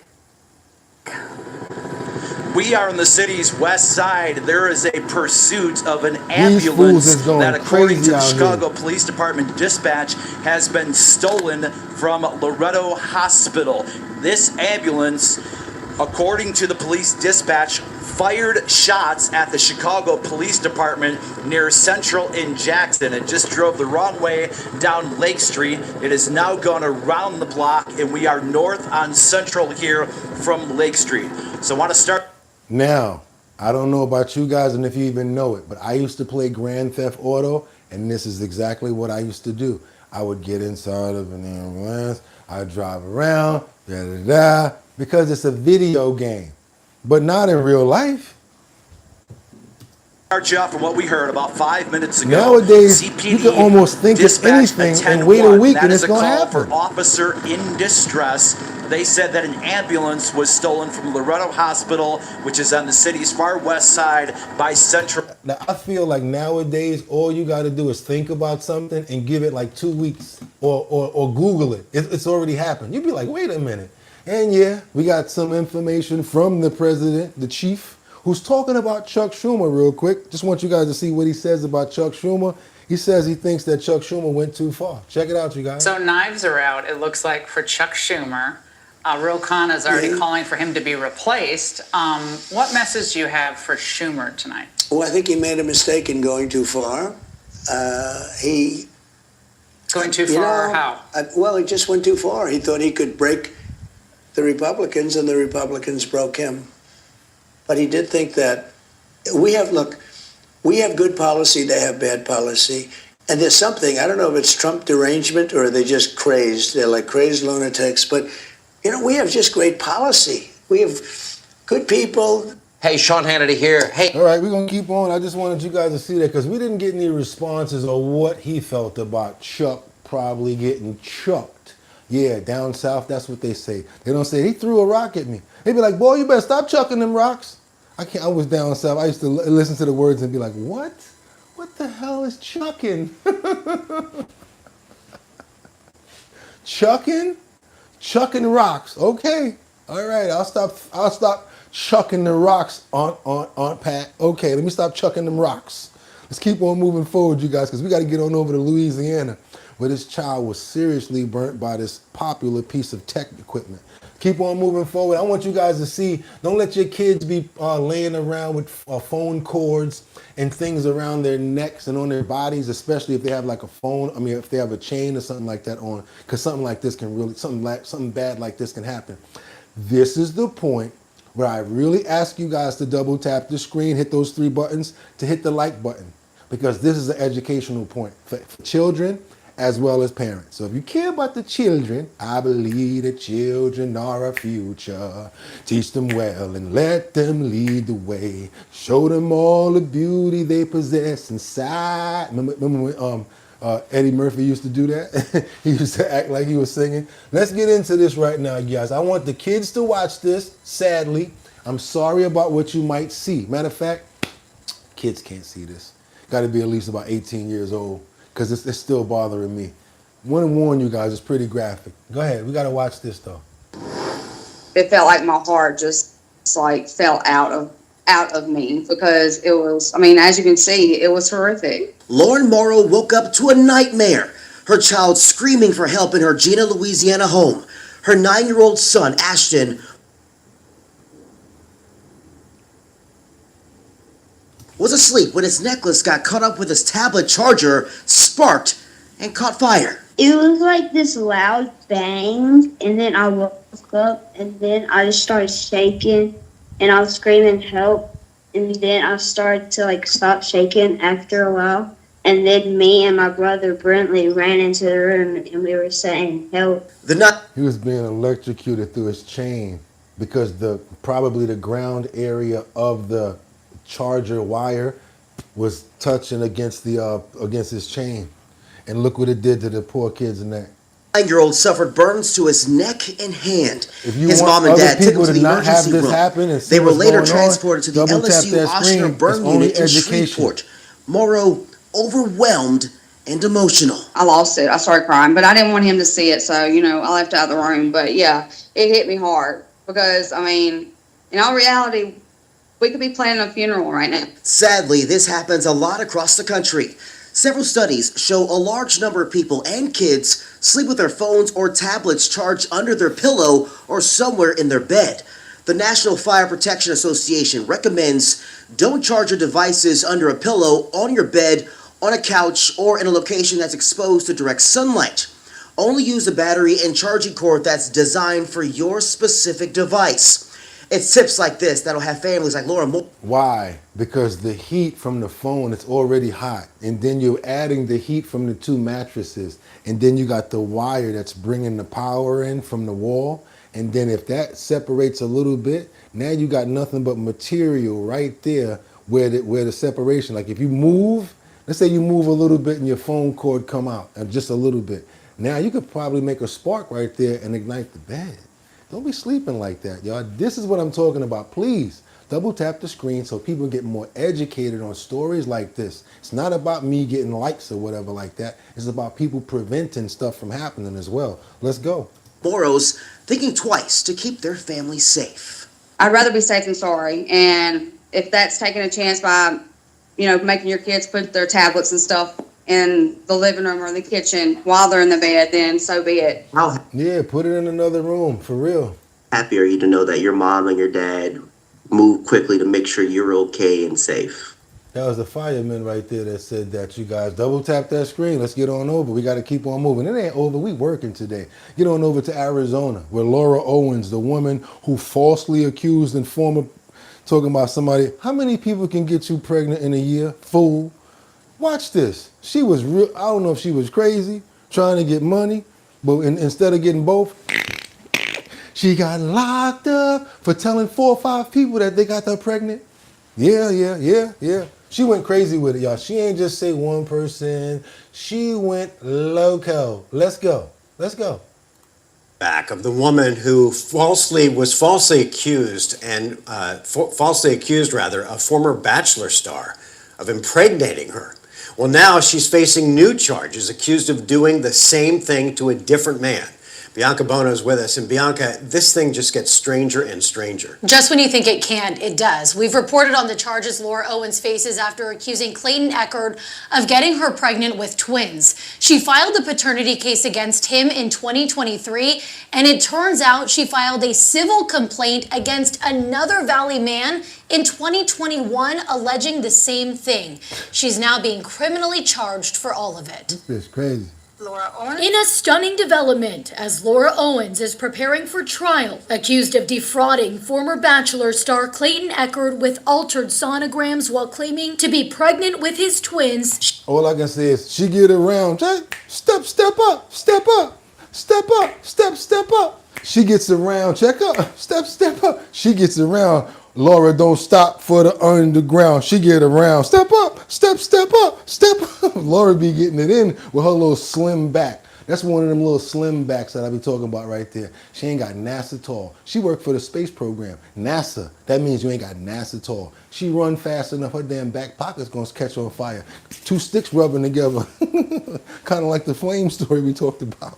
Let's keep moving forward, y'all. She's being charged with another paternity scheme. The Maricopa County Attorney's Office announcing Thursday that the 35-year-old Scottsdale woman is facing 7 new felony charges, in addition to the 7 she was indicted on back in May. In August of 2023, Owens filed a paternity case against Clayton Echard, claiming he impregnated her. Records show the family court hearings that followed revealed glaring inconsistencies in her story, including an altered ultrasound image, a fabricated pregnancy video, and she was caught lying under oath, all shockingly similar to what had happened 2 years prior. Records show Owens filed a civil complaint against a Scottsdale man after he had decided not to continue a relationship with her. She then... This bitch crazy. It's over. Oh yeah, I'm taking you to court. That's when it started going down. And claimed she was pregnant by him. He answered the complaint, writing Owens was not pregnant. And when he reverse image searched a sonogram that Owens had shared in an effort to prove her claim, he found it on a blog post belonging to someone else from 2015. In a counterclaim, he wrote that Owens was trying to force him into a relationship with her. It took years and thousands of dollars in legal fees for that civil complaint to be dismissed. Damn. But now, 4 years later, Owens' own civil complaint has led to her being criminally charged. Investigators with the Maricopa County Attorney's Office finding she falsified documents. And now she's indicted for perjury, fraud, forgery, and identity theft. Greg Woodnick, the attorney who previously represented the victim in 2021 and currently represents Echard, releasing a statement to 12 News, saying they're not surprised, adding Miss Owens is a serial fraudster who through her con has tortured victims with faked pregnancies. The victims appreciate MCAO's continued efforts to seek justice. Man, oh man, y'all gotta be careful out there, boy. Mess around and run into somebody like that. She gonna try to get you in all types of trouble. Just for a little bit of box was all it took. A little bit of boxes was got him cooked. A little bit of boxes was all it took. A little bit of boxes got him in trouble. Oh my God. That's why I'm trying to tell you, fellas. Be careful who you're sleeping with and who you're dealing with and who you're letting into your life. Because let me tell you, I don't know who out there understand what I'm saying, but you probably had that guy or that woman that, you thought that, y'all had a little time together, and the next thing you know, all of a sudden it just turned into a crazy person. You're like, oh my God, how can I get rid of this fool? And you couldn't get rid of him, and it just took you so long, and you had already did the do. So it's really hard for you to get rid of somebody that you done did to do with. Oh man, y'all know what I'm talking about. That's a hard one right there. Let's get on over to Queens, where this man spends over 20 years recreating the New York in miniatures. Yes, he's got a lot of time, and I'm gonna assume he ain't got no girlfriend. Let's go, y'all. Let's keep on going. Truck driver from Queens devoted more than 2 decades creating his city in miniature. Elle McLogan shows us how one man's quiet hobby grew into something extraordinary. You could put the pointed. Look, Miss Paris said that was my first husband. The street's a little bit longer than that, but it kind of looks like a city block, you know. 63-year-old Joe Mackin You drives don't a pay him truck for the work, day. but You 2 pay him to decades ago, leave. he stumbled upon a very particular passion. I built this in April 2004, my very first building, right there. Soon, balsa wood buildings became city blocks, and blocks became boroughs, carved precisely to scale. Before Google Maps, he found street views in library books. Every inch is 160 feet. Gotta give So him the props. Empire State Building would be 7 3/4 inches tall. That's how I did it. Rain Manish a little bit, huh? 275 toothpicks, 576 divided by 4. Okay, buddy. Every night after dinner, with paints, glue, trial and error, the cityscape grew on Mackin's desk to 342 panels containing nearly 1 million buildings, big Damn. enough to fill half a pro basketball court. The materials are very basic. Raised in Queens and now living upstate in Saratoga County with his family, he was focused on process, not publicity, until his daughter had an idea. Why don't you put it on TikTok? When he posted his first video, he said he didn't even think many. Where's his wife at? His daughter there, but where's his wife at? I'm tired of all this damn miniature stuff. I'm out of here. You can take them damn miniatures and shove them. I'll put them in a storage unit. Too late. I'm tired. So the daughter stayed. People would see it, so he didn't really realize it was blowing up until I showed it to him. I got 10 million views. At that point, basement space was tight. My wife is like, can you please get a storage unit? See? Told you. Was there any street that felt especially important for you? Yeah, kind of like my neighborhood in Middle Village. I couldn't wait to get there. I didn't even have to look at the maps. I knew every block. I know every block, every curvature, every turn. There's about 764 bricks going from Continental Street up to Pulaski. I know.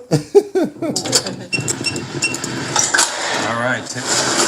There it is. Most of the model is back in storage after going on display at a local fair. Now museums are showing interest. My goal is to never bring it back here. Though this project is complete, he's not ready to give up building. This is just a part of me almost, Elle McLogan, CBS News, New York. Now what you gonna do, the underground? You gonna find a way to go in the subway and be like, 764 tunnels, 303 trains. It's the E, the C, the 7. It connects the bridges.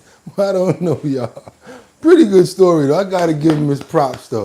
Gotta give him his props. Because he did his thing with those miniatures, y'all. I know I ain't got no time to do all that. Let's get on over to the Cuddle Buddies. We got this pigeon who knocks on the door until his pit bull buddy comes to hang out and play. That's right, you guys. Y'all always think that birds of a feather flock together. Well, guess what? Sometimes pit bulls and birds flock together too. Check this out. Every day, Tyson taps his beak on the glass and looks in, like, Lucy, are you coming out to play? They both go to the same door and wait there for me to open it. And then it's really her running and him chasing her.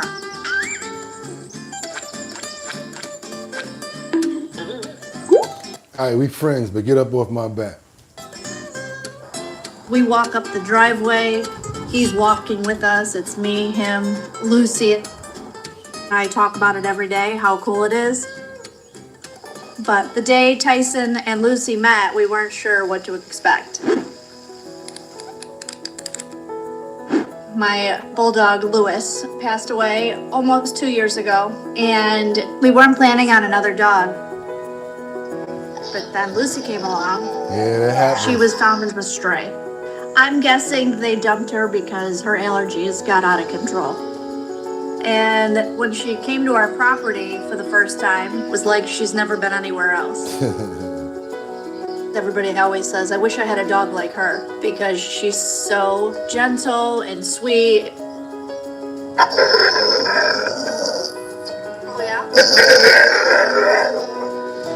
And then, just when we thought our family was complete, Tyson showed up. How cute you are. My uncle found him in an attic. Tyson was left behind by his family. He was missing a lot of feathers. He called me and he said, I found this bird, do you want it? And I said, no, I don't know what to do with a bird. But he brought him anyway. I was scared he wasn't gonna make it. So I looked up YouTube videos and learned how to feed a pigeon. I would try to A rat with practice wings, you flying can with feed him. that damn thing anyway. Barbed wire, he gonna live. And when he started to actually fly, Lucy met him. I was a little worried in the beginning that Lucy would hurt Tyson because she's so much larger. But then she walked up and sniffed him. He laid down next to her. It was shocking to see them growing closer and closer with every interaction. Now Tyson looks to her as a flock member. He lays in the dog beds. He's learning the doggy door. He is very much like a dog. I always say he's part pit bull. All right, y'all know how I feel about American pit bulls, especially those right there. And I'm really happy that she saved that pit bull from, euthanization that they always do. So anybody like that, we love it. Then she saved the pigeon, and now they're all friends. They got one complete family. What you guys think about that? And how would you like to make some money, money, money, money? All you got to do is hit that link in the description to make $650. We got 2 surveys in there, one for 500, and the other one is for 150. You'll make some money, I'll make some money too. Go ahead and hit that link, make some money. Also, if anybody trying to promote their business, are you a hair braider? Do you do weaves? Do you do, massage? I don't know what you do. Do you do landscaping? If you're trying to get your business out, send us over your promo. It has to be in a 1080 by 1080 size frame in order to fit inside of the YouTube location. And then basically, all of our subscribers will see your business and maybe you'll make some money, money, money, money. And yes, this Saturday, that's right, Time to Wine and Spirits in Staten Island. I'm going to be there. DJ Don Dotta's going to be there. We're going to be turning up with Big Drip Hard Punch from 1 to 4 p.m. That's right. We're going to be in the Pergament Shopping Mall Center, and that's in Staten Island, you guys. Anybody in Staten Island, over by Jersey, not too far, come pull up and have a drink. Got to be 21 and older to test the Big Drip. And then what we got going on is DJ Don Dotta. She's going to be DJing while your boy is going to be hosting and bringing in the people for the Show Your Talent Search. That's sponsored by Big Drip Hard Punch. What we're doing is Manhattan, Bronx, Brooklyn, Queens, and Staten Island. All 5 boroughs. We're giving you guys a chance to win $250. Whoever's the best in each borough, boom, you're going to win $250. After we find everybody in all 5 boroughs, we bring you together in one Manhattan location where one person is going to make, on top of that $250, they're going to make $1,000. That's right. You want to be part of the Show Your Talent Search? All you got to do is go to your local liquor store and say, hey, I want to be a part of that Big Drip Hard Punch, that talent search. Pick up one of those cans, hit that QR code on the back right there, and it'll bring you to the website. That's right. Or you can just go to the website. I'm just trying to get you to go buy a 4-pack, to tell you the truth. Go in the store and ask for Big Drip. Scan that QR code right there, and you'll be able to be part of the Show Your Talent Search. Or you can go to the website, www.drinkbigdrip.com. That's 2 G's and 2 P's, drinkbigdrip.com. Go to the first page, join on the mailing list, and that's all you got to do, because after that, you start getting notifications of where we're doing the Show Your Talent Search, what time to be there, and what to bring. That's right. Bring yourself, bring your talent, bring your fun, and bring safety, and bring your heart, and bring love. That's right. That's all we're trying to do. Have a good time. Have you guys sip on a little bit of Big Drip. See who's talented. Boom, hit y'all off with some bread and give it back to the people who actually can use the money right now, especially in these times. So what we want to do also, want to send us out with a prayer today for who? Rebecca Lanya and Bueno chiming in from Grand Rapids, Michigan. Also angry. We got Mike Holmes in the building. We're going to send it off with Mark Dorfman as well, Jimmy Future, Catherine. Also, we got, who's that, Larky? We've got, who else? We got Batty Lynn. Also, Jeffrey Spilker. I can't forget Sam Champion. VIP Auction Group. Dot Focus. Also, Kendra Walker. Rebecca Lanyan Bueno. Who else did we forget? I can't remember everybody because there's so many of you guys. Amen. But I want you guys to have a fantastic day. Drink some water. Don't never let nobody tell you what you can't do, because just because they can't do it, that don't mean that you can't. Stop worrying about problems so much. They're going to be there, even when you're gone. Experience your life. Guess what? After 100 years, they're going to forget you. They're going to forget me. Go ahead and experience your life and stop worrying about drama. When you worry about things, you start to block out the blessings. Don't do that. Sometimes you got to just let it go. Doom, doom, doom, and be yourself. Also, can you guys do me a favor real quick before we get out of here? Y'all know we got to do it at least once a week. Can you guys follow behind me? Don't do it in the comments. Let's do this in real life, okay? What I'm going to do, just follow right behind me. That's it. 1, 2, 3, smile. That's it. Put a smile on your face. There you go. Look at that. It does something to your chest. It does something to your stomach. It just makes you feel better. Not talking about the emoji. I want you to feel that strength and that power, because guess what?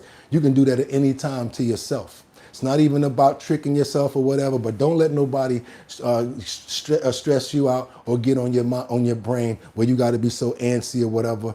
Make sure that you think about decisions that you're making before you make them. You see a lot of stuff out here is happening where people making fast decisions and winding up in bad situations. I don't want any of that to happen to you guys. I want you to have a fantastic day. Drink some water. It's Tuesday. Get out there, stay prayed up, and guess what? Y'all could have went anywhere. But the fact of the matter that you came in to chill with me, I appreciate you. So until tomorrow, get 'em. Peace. Have a good day.